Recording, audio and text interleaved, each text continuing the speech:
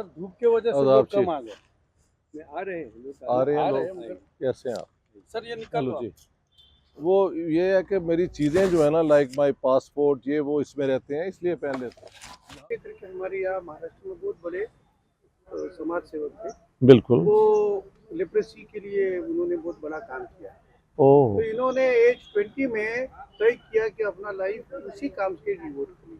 वाह जी वाह। तो वो और उनकी वाइफ दोनों ने उधर जाके काम किया। तो ये लेप्रेसी के केस कहाँ होते हैं ज्यादातर? पहले होते थे। हाँ। अच्छा, दोनों ने उधर 30-40 साल काम किया। अच्छा। फिर आप बताएंगे ज्यादा मालूम। जी, बेसिकली मुझे तो लोगों के साथ मिलना, गांव के लोगों के साथ मिलना बहुत अच्छा लगता है जी। तो गांव में जाके काम करना, वहाँ पर भी था तो भी मैं जो गढ़चिरौली करके पूरा ट्राइबल डिस्ट्रिक्ट है जिसमें 80% ट्राइबल है और घना जंगल है, वहाँ पे बहुत ही बैकवर्ड आदिवासी लोग थे जो शिकार करते थे और उनमें जाके मैं और वासंती ने हमने काम किया। अच्छा। उनके तो लिए आपकी इम्यून सिस्टम जो है वहाँ पे अफेक्ट नहीं था होता? कहते हैं कि जो फॉरेस्ट में लोग रहते हैं हाँ उनको आसानी हो जाती है इससे, जी, और अगर आप बाहर से जाके रहें तो बॉडी के लिए ज्यादा प्रॉब्लम होता है। Did you feel that? काफी मुझे नहीं लगा उतना, अच्छा। मगर जो नए लोग आते थे या फॉरेनर्स जो आते थे उनको लगता बहुत था। जल्दी तकलीफ हो अच्छा। जाती थी। वहाँ पर एक नॉन फॉर्मल स्कूल हमने शुरू किया था। अच्छा। जो बच्चे चाहते हैं वही सिखाएंगे, वाह हम वाह चाहते हैं वो नहीं। वाह खूब। और वो क्या चाहते हैं मुस्लिम? आपका क्या तो जब एक्सपीरियंस? मैंने उनको सिखाना शुरू किया जी। तो बोले ये तो हमको बोर होता है। अच्छा। तो फिर क्या, और स्कूल में हम एक कमरे के अंदर थे तो कमरे में भी हमको अच्छा नहीं, तो उनको ऐसे पेड़ों के बीच जाके तो वहाँ पे क्लास शुरू किया और बोले हमको मच्छी पकड़नी है, मच्छी हमको ये स्कूल पकड़नी। नहीं करना। तो मैंने कहा मैं तो ये, जी। तो वहाँ जाके मैंने कहा मुझे नहीं आता है तो जी। हम सिखा देंगे आपको। अच्छा। Students will teach to teacher. तो वहाँ पॉन्ड्स होते हैं, रिवर या कहाँ से? रिवर रिवर है, रिवर। अच्छा। ब्रुक और रिवर ऐसे काफी था। ठीक है। ठीक। बहुत अच्छा, मतलब उनके साथ शिकार के लिए गए, वाह जी वाह। हंटिंग स्क्विरल का ये वो।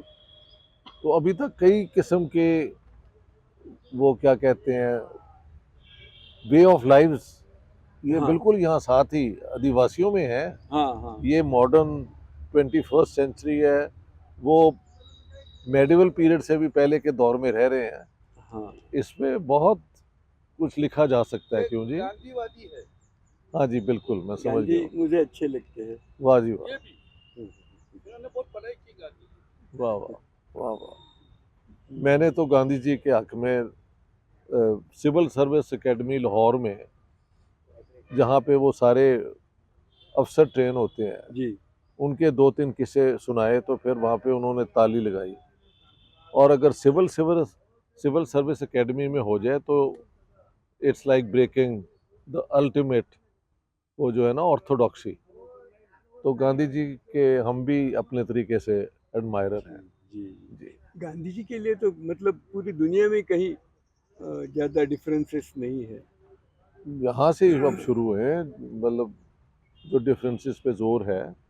अब तो खासा अजीब किस्म की बातें भी सुन रहे हैं हम, जी लेकिन दुनिया अभी भी उनके जो है ना इंसानी खिदमत को बहुत मानती है। आप भी बोले। वो अलग है। आप मैं वासंती दीक्षित। जी। अभी आपने सुना बाबा आमटे के यहाँ मैंने 25 साल काम किया है। वाह और अभी यहाँ नासिक में खरोली करके ग्राम है, वहाँ पर हम दोनों मिलकर काम करते हैं ग्राम सुधार का। वाह जी वाह, वाह जी। ग्राम सुलहरे का मतलब क्या हुआ? मतलब शिक्षण है, आरोग्य है, सैनिटेशन है, अच्छा। ग्राम स्वच्छता, इन विलेजेस, हाँ ठीक है। लोगों के। Rural area development. हाँ। हाँ जी, ठीक। थोड़े पूरे आने। Rural development. लोगों के बीच मतलब में लोगों के जाकर जाके उनके बीच में बैठना और पूछना जी। कि क्या भाई आप क्या चाहते हैं। वाह जी वाह, वाह जी। और मैंने बीएड किया अभी शादी के पहले बीकॉम किया था फैशन डिजाइनिंग, अभी बीएड किया और एमए साइकोलॉजी परस्यू कर। वाह जी वाह। मुझे बच्चों के क्षेत्र में कुछ करना अच्छा लगता है, तो अंकल के साथ थोड़ा सा ऐसे जस्ट शुरुआत किया है वाह जी वाह। और अंकल से काफ़ी समाज की चर्चाएं होती है, आंटी से, अंकल से। चले एक के बाद एक जनरेशन जैसे चल। रमेश जयसिंह, मेरे ससुर। ये मेरी बेटी है। जी रिश्ते में मेरी बहू है, लेकिन है असली में मेरी बेटी। वाह जी वाह। जिंदगी भर मैंने व्यापारी किया है, ठीक है। क्योंकि सिंधी कम्युनिटी में से आने की वजह से। अच्छा आप सिंधी हैं? जी जी जी सिंध में से आए हैं। हमारे जो पूर्वज है जी। पार्टीशन से पहले किस जगह से थे? सिंध जगह शिकारपुर में। शिकारपुर से। अच्छा ठीक है। तो अब से उसके बारे में, मेरी माताश्री अभी 90 साल की है, ठीक है। उनको सब शिकारपुर के सब बारे याद में होगा। सब याद है। जी जी she was about 10 to 12 years वहाँ से जब माइग्रेट हुआ, जी जी। तो किस तरह से क्या क्या किस तरह से उधर सब। हाँ ऐसे सब- बहुत लोगों से हुआ है। जी जी जी। ज़्यादा करके अपने सिंधी और पंजाबी जो वो वहाँ रहते थे सब। पंजाबियों के साथ तो दोनों तरफ कत्लेआम हुआ। बहुत ज्यादा वायलेंस हुआ है। कत्लेआम सिंधियों हुआ। के साथ मुसलमान सिंधियों ने हिंदू सिंधियों पे हमले नहीं किए। नहीं किया। Very rare very rare. अभी आपका जो टोन भी है ना, जी। सिंधी टोन वहाँ का वो टोन है आपका। एक्चुअली तो मैं लाहौर से हूँ। पंजाबी लाहौर का पंजाबी तो- पंजाबी टोन और हाँ, पंजाबी और ज्यादा सिंधीज में वो जो टोन कोई वो फर्क ज्यादा नहीं है। मैं ज्यादा जाके कोई होके फर्क। आया हूँ जी हैदराबाद सिंध में। जी जी। जी। तो ये वही टोन है। You are right. तो आपको पता है सब वहाँ सिंध के बारे आप। देखिए पंजाब के मुतल्लिक ज़्यादा पता है, सिंध के मुतल्लिक इतना नहीं पता, लेकिन क्योंकि मैंने पार्टीशन के ऊपर बहुत काम किया है तो सिंध में भी जो हुआ है वो भी मेरी जिनाली किताब में एक डिस्कस हुआ है कि वहाँ पे क्या क्या हुआ था 47 में, क्योंकि पूरा सिंध पाकिस्तान को मिल गया था और सिंध की 29% पॉपुलेशन हिंदू थी, 70% शायद मुसलमान थी, 1% क्रिश्चियन होंगे। हाँ जी। तो अलबत्ता सिंधी मुसलमानों ने सिंधी हिंदुओं पे हमला नहीं किया। There you are. लेकिन जो लोग उर्दू स्पीकिंग यूपी से और यहाँ से आए थे उन्होंने उनको घर चाहिए था, ये वो, उन्होंने फिर यहाँ से सिंधियों को निकाला है। समझ गए आप? जी।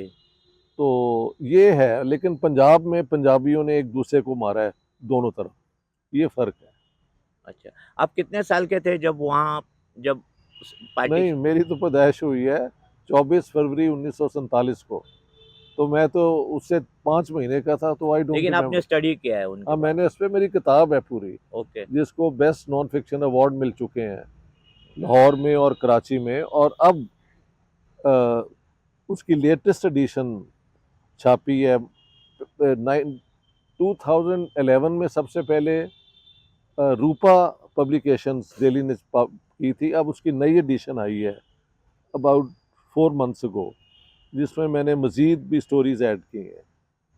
समझ गए आप? जी जी। लेकिन जिनाली किताब में मुझे पंजाब से निकल के सिंध में भी जो हुआ है वो कवर करना था, तो फिर मैंने सिंध की भी सिचुएशन, जो इंफॉर्मेशन अवेलेबल थी, वो उसकी बुनियाद पे वो पोर्शन भी किया मैंने। तो आप प्रैक्टिकली सिंधीज लोगों के साथ मिले थे जो वहाँ से माइग्रेट हो गए थे, जो बड़े बुजुर्ग और ये वो। तो आपने किताब लिखी तो किस अनुभव के? 2001 में एक सिंधी लड़की है, अब तो she must be grown up into a middle age woman, अपना बबीता कुछ इस किस्म का नाम है उसका। उसने लिखी है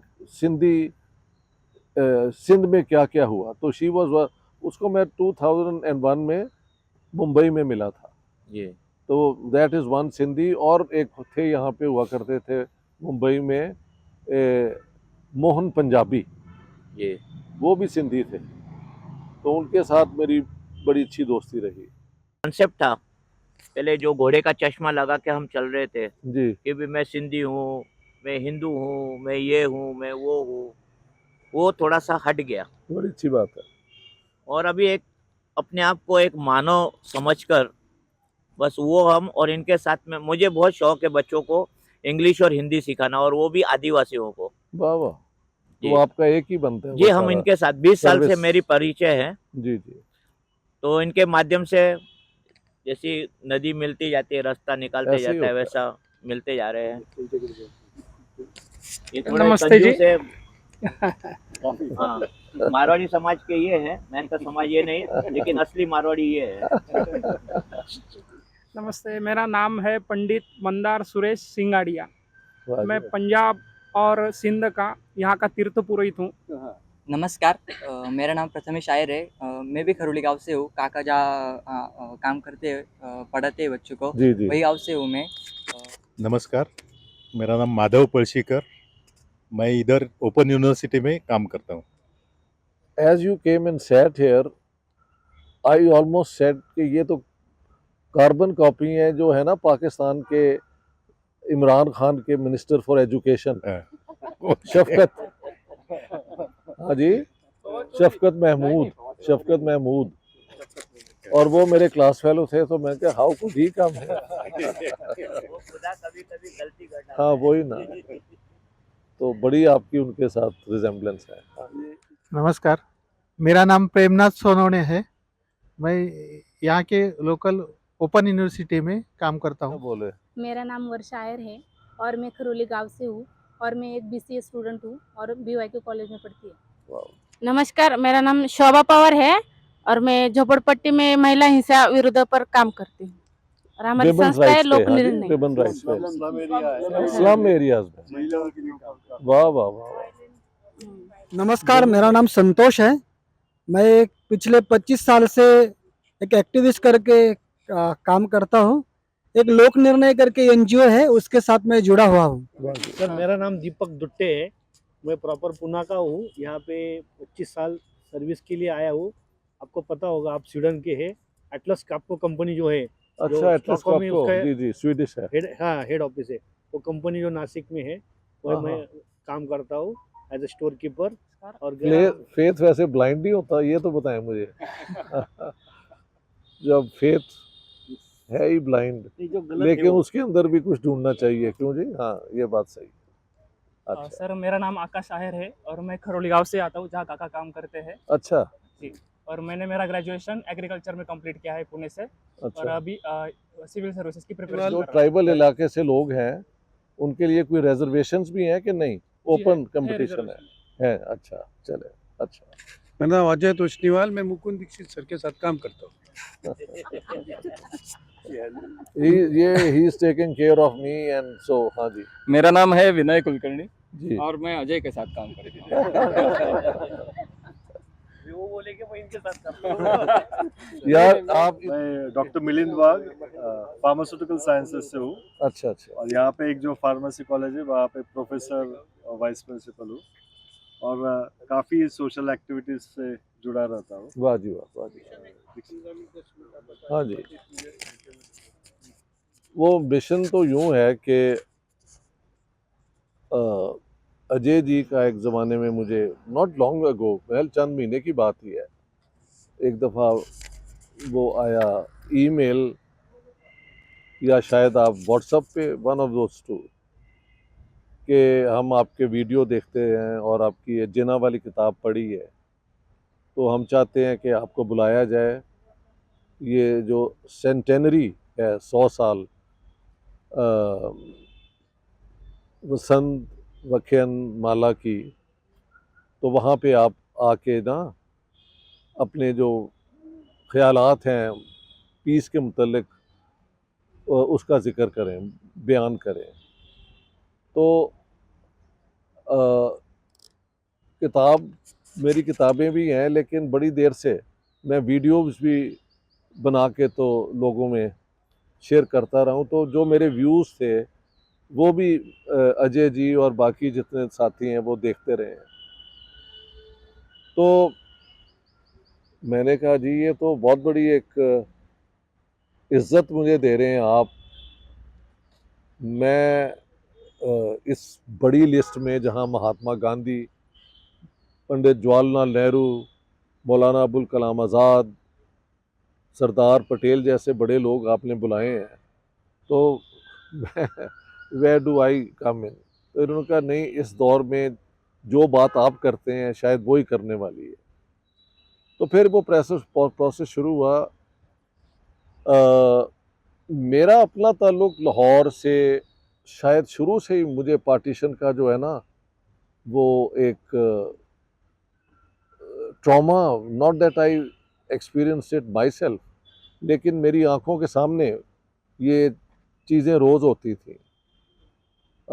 मेरी मदर एक दफ़ा 12 अगस्त 1947, 3 days before India and Pakistan became two, तो वो हमारे घर से नीचे देख रही थी, तो उन्होंने देखा कि इलाके के गुंडे वहाँ पे इकट्ठे हैं, और क्योंकि हमारा इलाका मुसलमानों की मेजॉरिटी का था, तो anyhow people were running for their lives.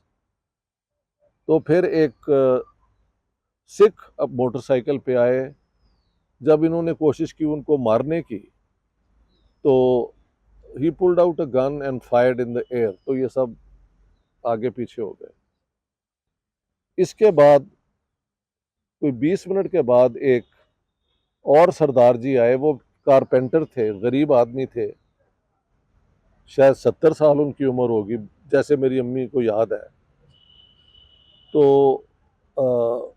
वो पता नहीं आप लोग क्या कहते हैं, लेकिन साइकिल के हैंडल में खाना बना के ना जो दिन के लिए ले जाते हैं, उसे हम कहते हैं पोटली, वो भी कहते हैं बांधी हुई थी उन्होंने। जब वो वहाँ पहुँचे हैं तो इन लोगों ने उनको साइकिल से नीचे गिरा के और फिर बेदर्दी से कत्ल कर दिया। तो माई मदर डाइड इन 1990, लेकिन आखिर तक वो ट्रॉमा उनके दिल में था कि that was a great cruelty done to a poor man. तो ये मेरी मदर से मैंने पार्टीशन के ख़िलाफ़ एक जज्बा लिया। बिल्कुल हमारे घर के सामने दुकानें होती थी, एक दुकान के अंदर एक आदमी रात के वक्त निकल के तो गालियाँ देता था सारी दुनिया को, और तो मैं उस ज़माने की बात कर रहा हूँ, 47, दिस इज़ 52, 53 की बात है, आई वॉज वेरी स्मॉल। तो होता ये था कि फिर वो दरवाज़ा बंद कर लेता था, वो उसी दुकान में ही सोता था, उसका कोई घर नहीं था। तो वो आते थे, जो बच्चे होते हैं ना शैतान, उसके दरवाजे को हिलाया, लाला चुरंजी लाल, लाला चुरंजी लाल कह के तो भाग जाते थे, और वो फिर बाहर निकल के गालियाँ देता था। 1953 में पाकिस्तान के अंदर एंटी अहमदिया राइट्स हुए। अहमदिया एक कम्युनिटी है जिनका रिलीजियस बिलीफ आम मुसलमानों से मुख्तलिफ है। तो तब फौज बुलाई थी फर्स्ट टाइम पाकिस्तान में, मार्शल लॉ लाहौर में लगा था। एंड आई रिमेंबर कि वो ट्रक आते थे, और ये होते हैं सोल्जर्स, उनकी guns they were facing towards the Windows, कि कोई अगर कुछ करे तो वो एकदम उड़ा दें। गालियाँ दे रहे, ये कौन है, we are not going to spare him. तो फिर किसी ने बताया कि he belongs to what is now Haryana कहीं का, ये मुसलमान है, एक्चुअली इसका नाम लाल मोहम्मद है। इसे वैसे ही छेड़ते हैं लाला चुरंजी, उसकी आंखों के सामने।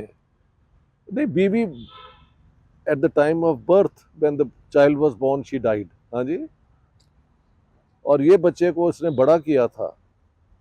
तो 47 में जब ये राइटिंग हुई तो किसी ने आके उसको उनकी आंखों के सामने मार दिया। So here you had two tragedies, one of this Muslim, the second my mother told me about the Sikh.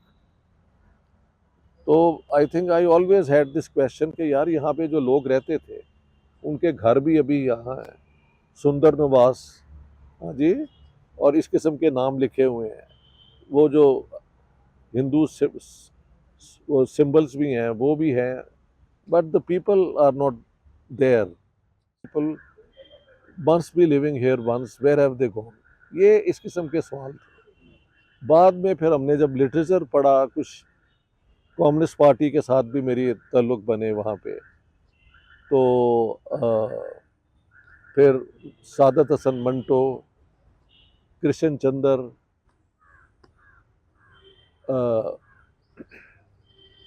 Munshi Premchand, Rajendra Singh Bedi, इन सब को जब पढ़ा तो उसके अंदर पार्टीशन में जो जुल्म हुआ, किस तरह हुआ, किसने क्या किया, वो भी it was part of my own constant sort of thinking about a world and what happened to it.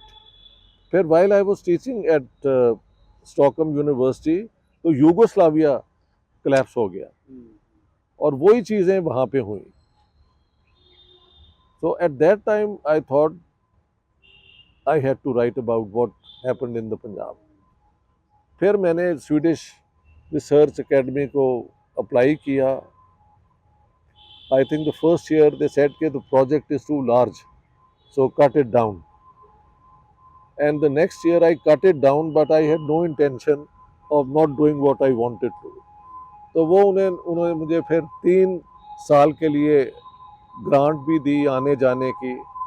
उस ज़माने में इंडिया पाकिस्तान के रिलेशनशिप भी बड़े अच्छे थे. अच्छे बहुत अच्छे नहीं थे, लेकिन ऐसे थे कि आपको वीज़ा मिल जाता था. तो मैं वीज़ा लेके इंडियन एम्बेसी से बता के कि मैं किस लिए जा रहा हूँ. I use to come to East Punjab and do research and of course West Punjab सारी की. तो that book I think made me realise कि लोगों को मज़हब की बुनियाद पे अगर डिवाइड आप कर दें और उसके बाद आप क्या करते हैं, यू फर्स्ट डिमोनाइज कि ये इंसान है ही नहीं ये, एंड देन यू डीह्यूमनाइज कि उसकी इंसानियत ही आप छीन लेते हैं. और जब अगर किसी चीज़ की ना कोई वक़्त ही नहीं है तो उसको मार देना, ख़त्म कर देना makes no difference to you. तो ये जो सारी सोच है, ये जब सोसाइटी में फैल जाती है बातों से, डिस्कशन से, अब तो वीडियो भी आ गए हैं उधर से, और वो इंडोक्ट्रिनेशन का प्रोसेस शुरू हो जाता है. तो अगर स्टेट की अथॉरिटी किसी तरीके से वायलेट हो सके और जो आपकी स्टेट मशीनरी है वो भी न्यूट्रल ना रहे, उसे कहते हैं the Hobbesian state of nature, कि फिर आप you are on your own. तो वही 47 में हुआ. और ना सिर्फ ये हुआ कि जब लोग इधर से उधर गए और उधर से इधर आए, तो स्टेट जो वहाँ पे थी वो ना सिर्फ it was not neutral, it was partisan. उसने हिस्सा लिया लोगों को भगाने में और मारने में. तो इस किस्म की बैकग्राउंड के बाद फिर मेरी रिसर्च जितनी भी है पाकिस्तान में garrison state, why is Pakistan always under the foot of the military, ये एक किताब है मेरी. और वैसे तो 7, 8, 9 किताबें हैं मेरी, लेकिन the ones relevant to us उनमें से एक फिर जिन्ना पे मैंने लिखी है, जो जिसको best non fiction book award India में मिला है. So I am the only author of the subcontinent जिसको 2 मुल्कों दोनों ने बेस्ट नॉन फिक्शन बुक का अवार्ड दिया है. Not the same book but books. So that's my background. और मेरी इन्वॉल्वमेंट हमेशा पाकिस्तान में लेफ्ट, मगर वो जो कम्युनिज्म का जो सोवियत यूनियन के बाद लोगों को समझ भी आ गई कि you can't sort of ignore the diversity and the individuality of people as they are. उसको मानते हुए जस्टिस भी होना चाहिए और किसी किस्म की आज़ादी भी होनी चाहिए. तो ये मेरी सोच बनती गई. उस पर वीडियोज़ भी मेरे हैं. तो finally I got the invitation. फिर इंडियन एम्बेसी से कन्विंस करना कि I am not going there to conduct terrorism was in itself a challenge. तो वो कुछ देर लगी उन्हें मेरी एप्लीकेशन को असेस करते हुए. Finally they gave me the visa to come to India. और इसलिए मैं आज आप सबके साथ बैठा हूँ. ठीक है, ये बैकग्राउंड है मेरी कि आदमी अपने एक्सपीरियंस से भी आता है. जो आप पढ़ते हैं वो भी आपका एक हिस्सा बन जाता है ज़िंदगी का. और फिर हर इंडिविजुअल की एक अपनी कैपेसिटी भी है कि उसको हैंडल कैसे कर सके. तो since I was a writer और I became a writer, I could translate so many things into concrete research. जो अब हम होपफुली कुछ किताबें तो मुझे लगता है they will always be there, क्योंकि उनका स्टैंडर्ड रेफरेंस स्टैंडर्ड बन गया, पंजाब वाली भी और ये भी, और गैरिजन स्टेट वाली भी. तो मैंने बड़ा लंबा अपना इंट्रोडक्शन कर दिया, अब आप लोग सवाल करेंगे, ठीक है? या आप ये जो पीस मूवमेंट है उसके बारे में। हाँ जी, अभी आप फिलहाल ले पीस मूवमेंट तो आपकी इनविटेशन से शुरू हुई है हाँ ना? पर वो क्यों आया ऐसा? वो हाँ, ये था कि आप यहाँ पे आके तो जो टॉपिक मुझे दिया गया वो था the tale of two brothers lost in a fair. दो भाइयों की कहानी जो एक मेले में बिछड़ जाते हैं। India Pakistan socio economic, socio political trajectories and what needs to be done to restore relations between them, इस किस्म का टाइप। तो यही हमने अनाउंस किया, यही वहाँ पे तकरीर का मौजू था। और उसके बाद आप लोगों की वजह से और बाकी यहाँ के जो लोग हैं तो उनके साथ मुलाकातें हो रही हैं, हर किस्म के लोगों से मैं मिल रहा हूँ, तो आज आपके सामने हाजिर हो गया हूँ। हाँ जी, पीस मिशन तो यही है कि wherever you go, you should with all your conviction reject stereotyping. हाँ जी, everybody is this type is good, everybody this one is bad. ये कहीं भी दुनिया में नहीं होता। एक घर में दो भाई एक जैसे नहीं होते, तो पूरे समाज को आप डिफाइन कर दें इस तरीके से, ये बहुत बड़ा जुल्म है। और सो इस किस्म की बातें जहाँ पे भी होती हैं, उसका मुझे सबूत भी मिल रहा है। यहाँ पे नासिक में महफिलों के अंदर हर किस्म के लोग आ रहे हैं। आरएसएस से भी हम मिले हैं और लेफ़्ट के लोग भी आप लोगों में से हैं।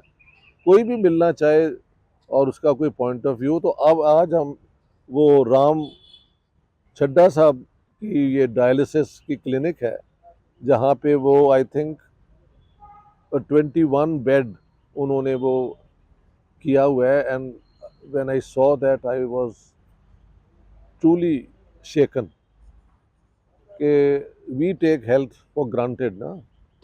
थिंक अबाउट बैड लक, क्या भी हो सकता है। तो इन हालात में what is the purpose of life? हाँ जी, we all are looking for a purpose, and the reason you end up here is because your purpose is different from so many others who are doing something else. तो like mindedness जो है ना, वो मैं कहता हूँ is the actual बरादरी। Like mindedness से बरादरी बनती है। मेरा भाई 2 स्टेशन छोड़ के रहता है, साल में सिर्फ एक दफ़ा हम मिलते हैं, because not that I don't get along with him, his wife doesn't like us. अब मैं क्या करूँ जी, व्हाट कैन वी डू? तो इस किस्म की दुनिया है। इसलिए अगर जहाँ भी आपको लोग मिल जाएं जो आपकी तरह ही सोचते हैं, तो आप उन्हीं को अपनी बरादरी, अपना ख़ानदान समझे। ये that's the way I think. मतलब सगे भाई भी लाइक माइंडेड होना कोई जरूरी नहीं है। बिल्कुल ही नहीं है, बिल्कुल नहीं है। आपण ज्याला जात म्हणतो त्याला ते बिरादरी म्हणतात हा. त्या अँगलने तो शब्द वापरतो. हाँ जी, तो महल ये मेरा मिशन है कि अभी तो नासिक में हूँ, कल जा रहा हूँ मैं मुंबई। वहाँ पे चंद प्रोग्राम पहले से वर्कड आउट है, उनमें से एक है 13 तारीख को मेरी एक लेटेस्ट किताब आई है, pre partition Punjab's contribution to Indian cinema. Lahore, Calcutta और ये मुंबई का जो ट्रायंगल है, ये एग्जिस्ट करता था, फिर 47 हुआ।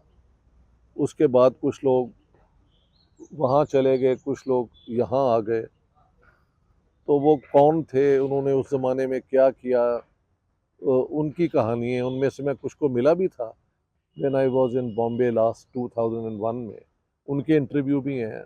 सुनील दत्त साहब, Dilip Kumar, Raj Babbar, BR Chopra, Ramanand Sagar, song writer प्रेम धवन, सॉन्ग राइटर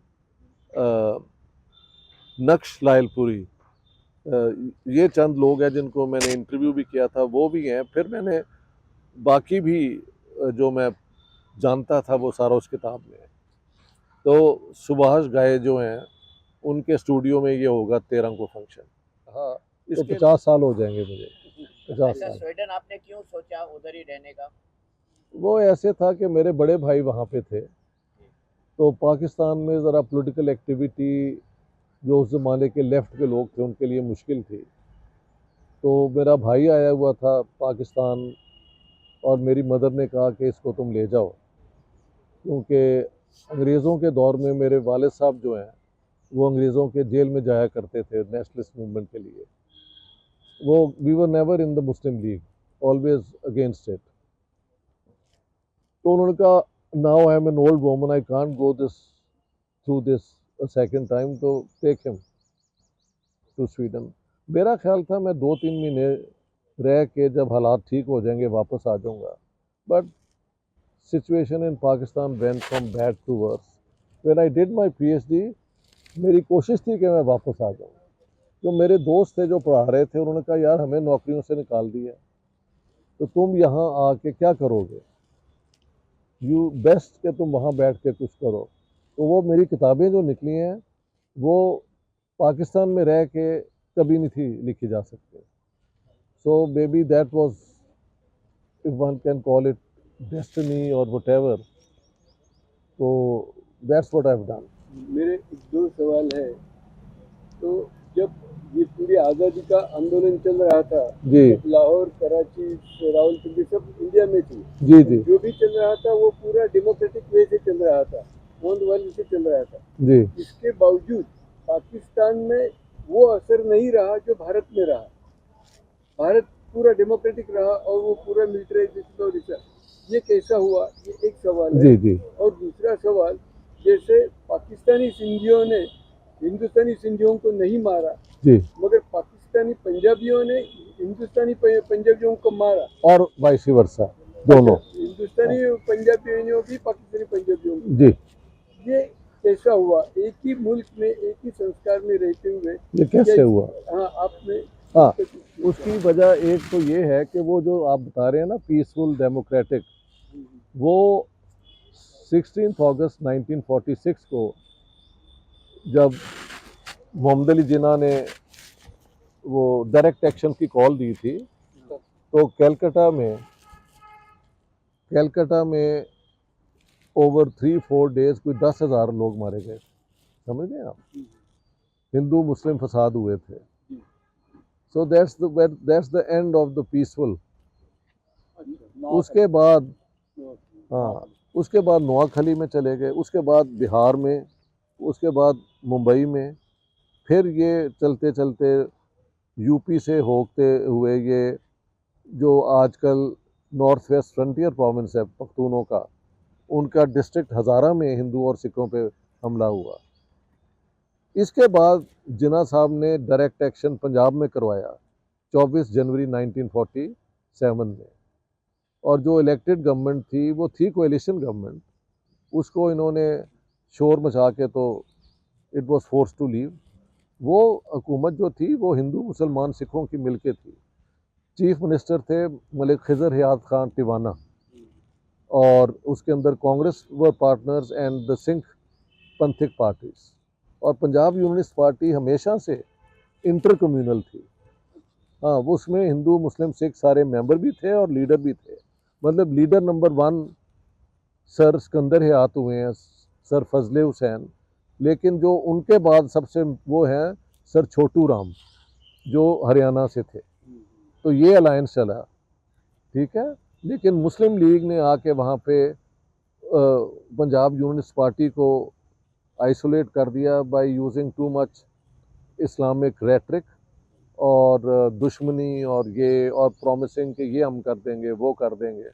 वही जो पॉपुलिज्म जो होती है उस किस्म की इन्होंने सियासत की। तो पार्टीशन जो है वो इसलिए पीसफुली तो नहीं हुई, उसमें तो 1 मिलियन लोग मारे गए कम से कम। अब तो लोग कहते हैं ज़्यादा मारे गए हैं, और 14-15 मिलियन लोग अपने घरों से भाग के दूसरी तरफ आए। अगर इसमें देखें तो अगर 1 मिलियन लोग मारे गए हैं तो 8 लाख पंजाबियों की उसमें जाने गई हैं, और अगर 14 से 15 मिलियन लोग उन्होंने क्रॉस किया है तो पंजाब के उसमें से 10 मिलियन थे। तो बेसिकली पंजाब ने बहुत ज़्यादा सफ़र किया है। अब आपका दूसरा सवाल, सिंधियों में और कोई रिवाज नहीं है फ़ौज में जाने का। हाँ, नहीं, उस तरफ वो नहीं थे। वहाँ पे सूफीज़म यानी ये झुल्ले लाल जो हैं, ये I got to know it at a very late age के झुल्ले लाल वॉज अ हिंदू। हाँ, मुझे नहीं था पता। नहीं, हिंदी सिंधी हिंदू थे, लेकिन वो शहबाज कलंदर के साथ थे, वो मुस्लिम थे, तो इनकी यूनिटी थी। वो जो सॉन्ग है ना झुल्ले लाल है, तो वो एक्चुअली शहबाज कलंदर की तारीफ में है, बट झुल्ले वो उसके अंदर है। तो इस किस्म की उनकी एक सूफ़ी संत किस्म की जो है ना अंडरस्टैंडिंग, वो सिंध के अंदर बहुत थी। वैसे तो पंजाब के अंदर भी एक सेक्ट था हुसैनी ब्राह्मणों का। ये जो दत्त ब्राह्मण होते हैं, मोहयाल ब्राह्मण, वो उनमें से वो कहते हैं कि हमारा एंसेस्टर जो हैं वो कन्वर्ट हो गए थे, एंड कन्वर्ट नहीं हुए थे, remained Hindus, but they fought on the side of Imam Hussain during the Karbala war.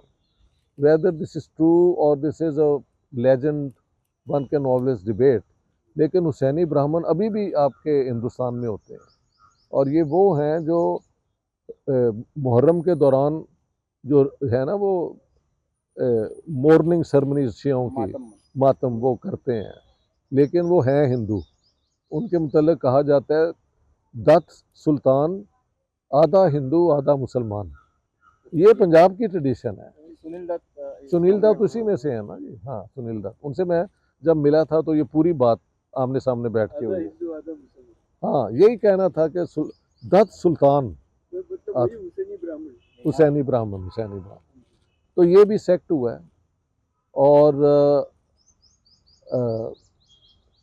आम पंडितों के पास और वैद के पास, हकीमों के पास आना जाना अक्रॉस द कम्युनिटीज़ होता था।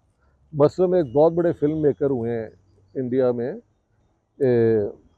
केदार शर्मा सुना है आपने नाम? वो भी हमारी तरफ से हैं, नारोवाल सियालकोट के। वो लिखते हैं अपनी किताब में, नहीं उनका इंटरव्यू है, आप देख लें।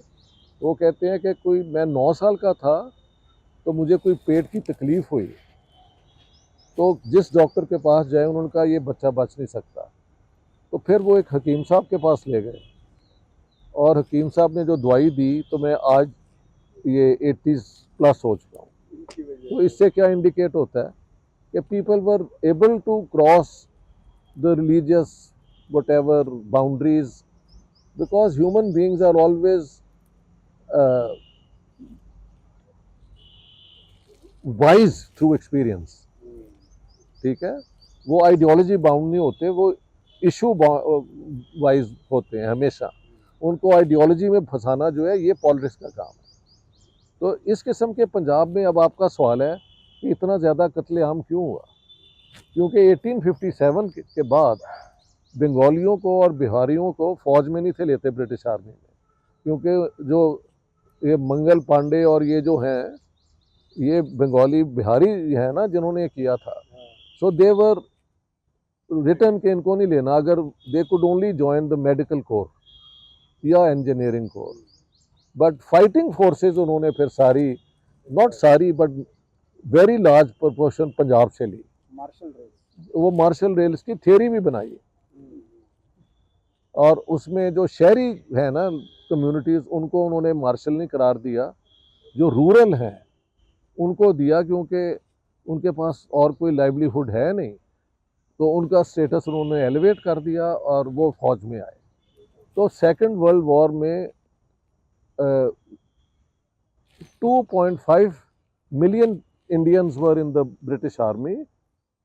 45 में जंग ख़त्म हुई तो about 1 million had been sent back home. अभी लोग आ रहे थे वापस, कोई फ्रांस से वापस आ रहा है, कोई बर्मा से आ रहा है। तो इनमें से जो लोग आए हैं, मेरी अपनी थ्योरी है कि कईयों ने मुझे बताया कि हम अपने साथ ग्रेनेड ले आए, कोई छोटे छोटे हथियार ले आए, और अगर आप 4 साल ट्रेंचेस में रहें तो killing someone is like a sport, either you kill me और आई किल यू। तो इन लोगों को फिर मेरे ख्याल से मोबिलाइज किया गया है, and I don't have the proof, but it seems that the British towards the end wanted कि जब ट्रांसफ़र ऑफ पावर हो तो इसमें ठीक ठाक इनका झगड़ा भी हो। क्योंकि मेरी किताब में 2-3 जगह पे आपको एग्जांपल दे दूँ, ख्वाजा मसूद अहमद जो हैं वो प्रिंसिपल थे गॉर्डन कॉलेज रावलपिंडी के, वो कहते हैं 47 में I was lecturer of statistics. तो उस ज़माने में अमेरिकन थे हमारे प्रिंसिपल।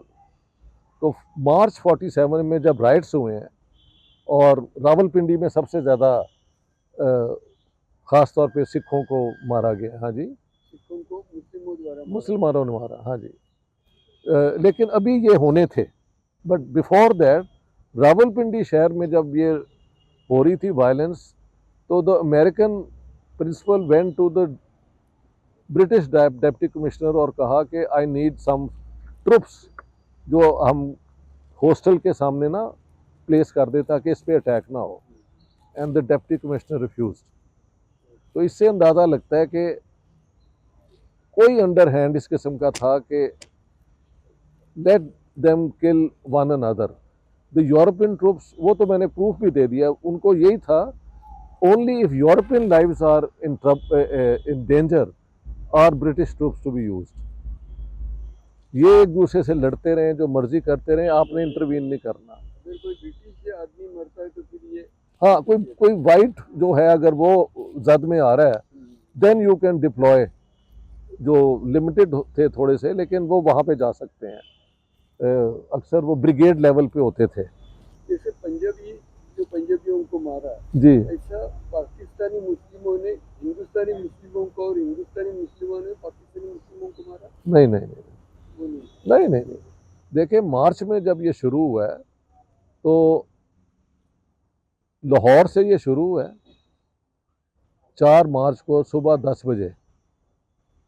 वो ये था कि इन्होंने मुस्लिम लीग ने एजिटेशन करके जो इलेक्टेड गवर्नमेंट थी उसको they had brought it down. ठीक है, तो गवर्नमेंट कॉलेज में भगत सिंह का तो आपने सुना है ना, जहाँ पे उसको शूट किया है उसको सॉन्डर्स को, वहीं था डे.वी. कॉलेज आर्य समाजियों का, जहाँ पे हिंदू और सिख स्टूडेंट जो हैं वो एजिटेशन करने आए कि हम यहाँ पे मुस्लिम लीग की हुकूमत नहीं बनने देंगे। पहले हुकूमत बनी हुई थी कांग्रेस, पंजाब यूनिस्ट पार्टी और सिखों की, उसको मुस्लिम लीगियों ने गिरा दिया। तो जब अब हुकूमत कोई नहीं थी तो ये जब आए हैं तो इन पे फिर पुलिस ने फायर किया, because the last chief minister of Punjab Malik Khizar Hayat Tiwana, he had resigned on the 2nd of March। उन्होंने कहा था मैं कम्युनलिज्म कभी, I don't believe in the partition, so I am resigning. तो फिर ये राइटिंग शुरू हुई है।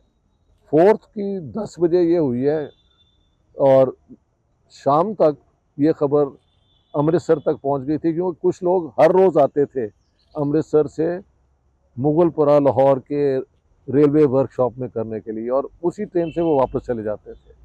तो भाई इस टाइम अमृतसर में भी हो गए दंगे फसाद शुरू। हाँ जी, 5th को फिर मुल्तान में हुए। मुल्तान में वन साइडेडली हिंदुओं को मारा गया, और वहाँ पे about 30% of the population of Multan was Hindu. Sikh शायद 1 या 2% थे और बाकी मुसलमान थे। तो उन पे अटैक किया गया, और अब यही तो वो है कि जिन्ना साहब हमेशा कहते रहे कि no no no, don't do this, don't do that, लेकिन जिस तरह महात्मा गांधी ने कई दफ़ा मूवमेंट शुरू की है, जहाँ वायलेंस हुआ है तो ही कॉल्ड इट ऑफ ना। जिन्ना साहब ने तो कभी कॉल ऑफ नहीं ना की, यही कहा है कि नहीं नहीं नहीं करें, मत करें, होने दिया है, कॉल ऑफ तो नहीं की। तो Jinnah actually I think played this role. पीछे उसके अंग्रेज थे, ये भी हमारी किताब में मैंने प्रूफ भी दिया है इसका. They wanted to create a Pakistan जो एक रिएक्शनरी स्टेट होगी, मोनोथिस्टिक रिलीजन से आर्म्ड, ताकि सोवियत कम्युनिज्म और एथिज्म को रोका जाए. ये भी मैंने lieutenant general Sir Francis Tucker की किताब से पूरा कोट किया है कि we need to create an Islamic arc beginning in Algeria into Arabia Deserta through Persian into northern Hindustan, armed with Islamic ideology and British science. British science, आप पता है अंग्रेज बड़े बदमाश है. व्हेन दे से British science they mean arms. इसे कहते हैं यूफेमिज्म. तो ये ऑन रिकॉर्ड है, ये लिखा हुआ, वो सारा मैंने किताब में कोट किया है. तो इसलिए अगर आपने लड़ना है तो आपको लड़ना आना चाहिए, और लड़ना आने के लिए आपको हथियार इस्तेमाल करने चाहिए. तो ये सारे जो अपना डीमोबिलाइज सोल्जर्स थे, इनको इस्तेमाल किया गया.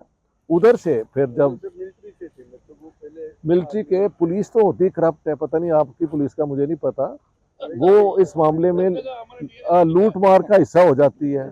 लूट मार और अंडरवर्ल्ड के जो होते हैं ना बदमाश, उनको फिर स्टेट ये जो होते हैं उनको मोबिलाइज कर लेती है, क्योंकि उनके नेटवर्क होते हैं और वो जंग लड़ते हैं. क्योंकि आम बंदा जिसने सारी उम्र काम किया है, दुकान खोली है, यूनिवर्सिटी में गया है, उसको मारने की ना आदत है ना उसको कोई तरीका आता है. लेकिन जो वो क्रिमिनल लोग, गैंग्स होते हैं, दे आर ऑलवेज देयर.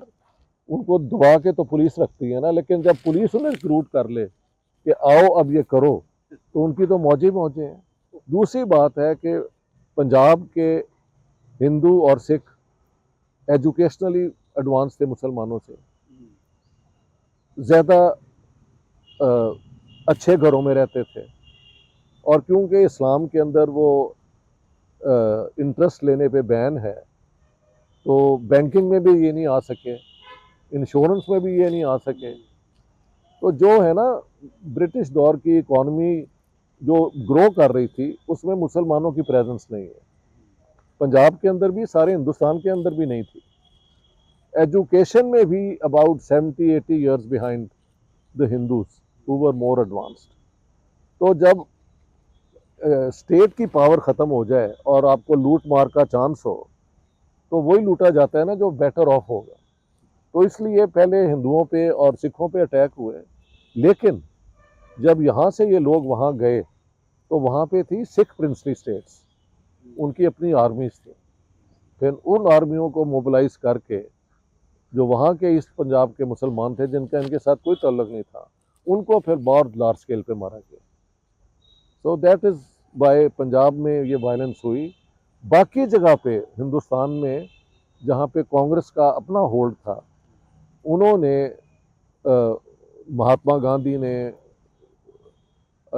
इस पे पूरा स्टैंड लिया, और सरदार पटेल और जो होम मिनिस्टर थे और प्राइम मिनिस्टर जवाहरलाल नेहरू, इन्होंने अपनी वही ड्यूटी जो होती है, और जो कांग्रेस का कभी भी प्रोग्राम नहीं था जो कम्युनल हो और कि यहाँ से मुसलमान चले जाएं, तो उनकी प्रेपरेशन भी कोई नहीं थी. इसीलिए यहाँ पे जो मुसलमान रहना चाहते थे वो रह चुके. हमारी तरफ according to the 3 June partition plan, west Pakistan में 21% हिंदू सिख होने चाहिए थे. बट इतने हमले हुए कि by December 1947 that percentage had gone down to 1.6%, और अब भी 1.6% है. सारे मारे नहीं गए, मोस्ट क्रॉस द बॉर्डर, क्योंकि this is how the situation was कि if you want to escape injury and death, you cross the border. अगर हिंदुओं ने यही किया होता तो ये भी वहाँ चले जाते थे. कौन? हाँ, अगर यहाँ हिंदुओं को फ्री हैंड होता. 55% हिंदू थे जी, जो उन्होंने मार मार के भगाए, जी, वो 1.6% रह गए. हाँ जी. तो यहाँ पे 9.8% थे जो 14.2% अब हो गए. मैं तो आपको पूरे फिगर दे रहा हूँ.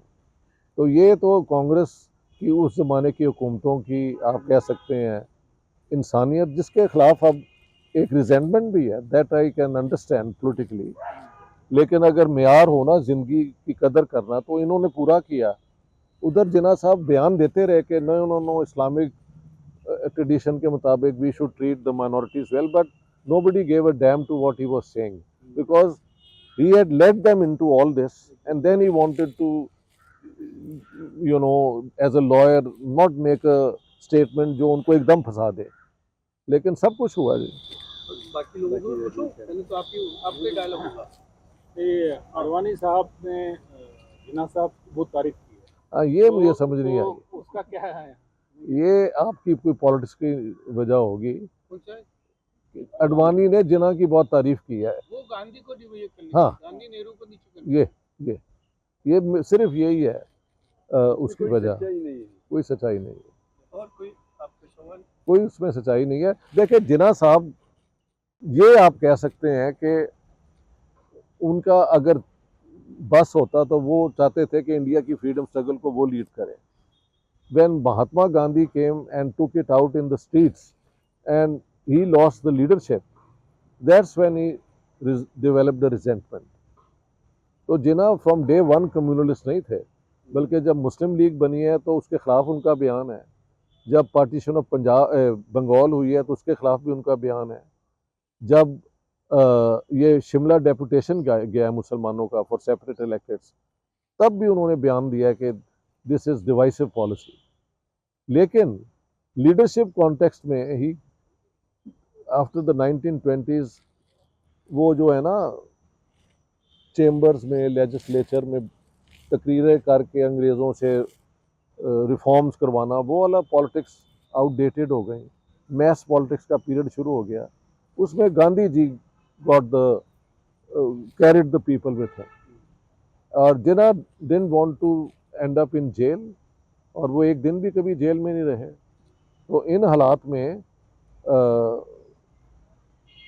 और फिर व्हेन ही सॉ कि अब पाकिस्तान बन सकता है, तो व्हाई नॉट प्रूव कि Gandhi was wrong, I was right, so we get Pakistan. ये दो तीन चीज़ें हैं, प्लस अंग्रेज़ों की मेहरबानी, वरना अगर जिन्ना साहब को वो अंदर कर देते तो पाकिस्तान मूवमेंट वैसे ही ख़त्म हो जाती, क्योंकि उनकी तो एजिटेशन की कोई ट्रेडिशन ही नहीं थी ना। They not even 1 hour have they protested British rule, never.